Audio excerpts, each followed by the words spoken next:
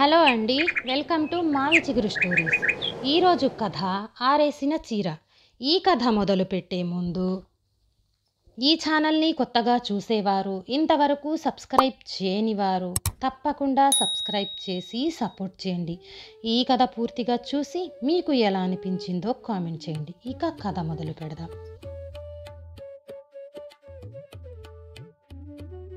చెట్టు మీద చాకలోళ్ళు బట్టలు ఉతుకుతున్నారు. అహష్ అహష్ అష్ అష్ ధోవతుల్ని, చీరల్ని, దుప్పట్లని, జంబుఖానాల్ని తిరగేసి బండలకేసి బాదుతున్నారు. ఓ పక్క ముసలి వెంకాయ పెద్ద బాణలో నీలిమందు కలుపుతూ, ఓర్ని అమ్మ పొరగాళ్ళెవరో దీనికి బొక్క కొట్టారో అన్నాడు పెళ్ళాం పోలేరమ్మతో. ఇంకెవరు, ఆ పూజారి వీధి పోరగాళ్లే రాళ్లు కొట్టుంటారు.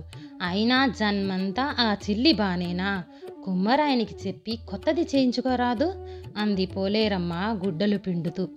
ఓసి పోలి, జన్మంతా నీతోనే కాపురం చేశాను కదా, నువ్వు ఒకదాని అయిపోయావు, ఇంకొక్కటిని కట్టుకోమంటావేంటి అన్నాడు బోసినోటి వెంకాయి.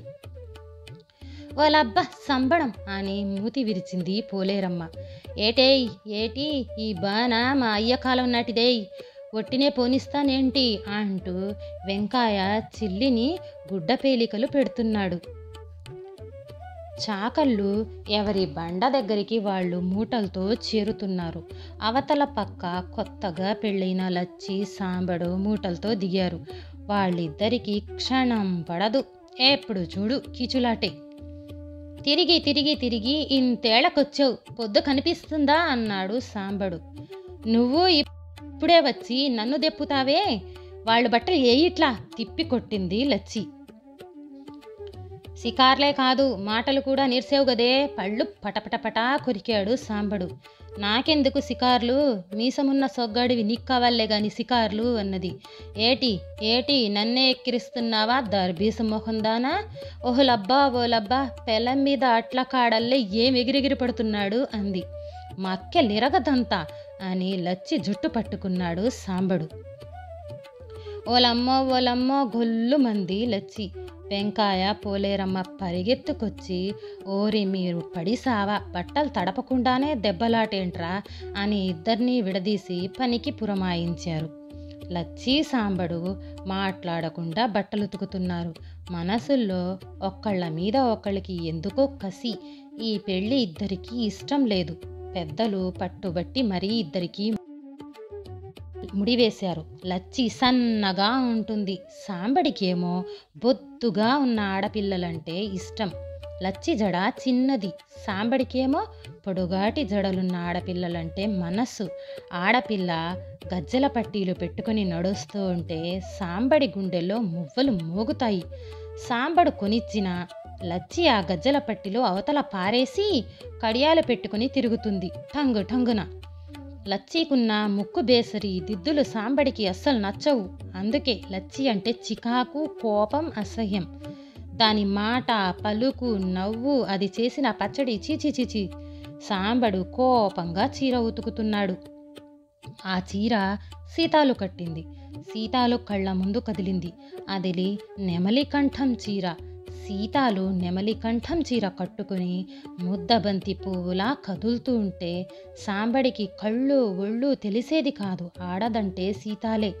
దాని నవ్వు, దాని మాట, దాని నడక అబాబాబాబాబా ప్రాణాలు తోడేస్తుంది కదే అనుకుంటూ చీరలో సీతాల్ని ఊహించుకుంటూ హుషారుగా ఉతుకుతున్నాడు సాంబడు. లచ్చి అత్తకోడలంచు పంచా ఉతుకుతుంది. ఆ పంచా కోటేసుది. మగాడంటే కోటేసుగాడే అనుకుంది. ఎందుకు, ఈడు ఉన్నాడు మోటు మనిషి. కోటేసు ఎంత నాజుగ్గా ఉంటాడు. వారగా ఒక్క చూపు చూస్తే గుండె జల్లుమంటది.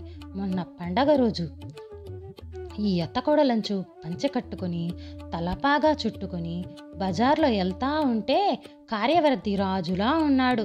అందరి కళ్ళు ఆడి మీదే అనుకుంటూ సంబరంగా ఉతుకుతోంది. సాంబడికి సీతాలు దొరకలేదు, లచ్చికి కోటేసు మొగుడవలేదు. మధ్యాహ్నానికి బట్టలన్నీ ఉతికి తెచ్చుకున్న అన్నంలోకి పూజారి వీధి నుంచి కూరలడిగి తెచ్చుకుని మాట్లాడకుండా ఎదురెదురుగా కూర్చొని తిన్నారు లచ్చి, సాంబడు. ఆ పైన బట్టలన్నీ చట్ట మీద ఆరేశారు. ఒక్కొక్కళ్ళు ఒక పక్క, ఇంకొకళ్ళు ఇంకో పక్క పట్టుకొని ఆ బట్టల్ని చట్ట మీద పరుస్తున్నారే కానీ ఇద్దరి మనసులు ఎక్కడో ఉన్నాయి. నెమలి కంఠం చీర ఆరేస్తున్నప్పుడు సాంబడి ఒంట్లో నెత్తరు జిల్లుమని పొంగింది. అత్త కోడలంచు పంచె పరిచి ఎగిరిపోకుండా రాళ్ళు పెడుతుంటే లచ్చి పొంగిపోయింది. సాయంకాలానికి ఆరేసిన బట్టలన్నీ మడతేశారు. లచ్చి సాంబడు సూర్యుడస్తమించబోతున్న వేళ ఇద్దరు ఉతికిన బట్టల్లో నుంచి నచ్చినవి తీసి కట్టుకున్నారు. ఆశ్చర్యం ఏంటంటే సీతాలు నెమలి కంఠం చీరలో లచ్చి అందంగా కనిపించింది సాంబడికి. కోటేశు అత్తకోడలంచు పంచె కట్టుకున్న సాంబడి వైపు ఆశగా చూసింది లచ్చి. మూటెత్తు అంది లచ్చి. సాంబడు మూటెత్తి ముందుకొచ్చి లచ్చిని ముద్దెట్టుకున్నాడు. లచ్చి తోసెయ్యలేదు, నవ్వింది. ఈ కథ నచ్చితే లైక్, షేర్ చేసి తప్పకుండా సబ్స్క్రైబ్ చేయండి.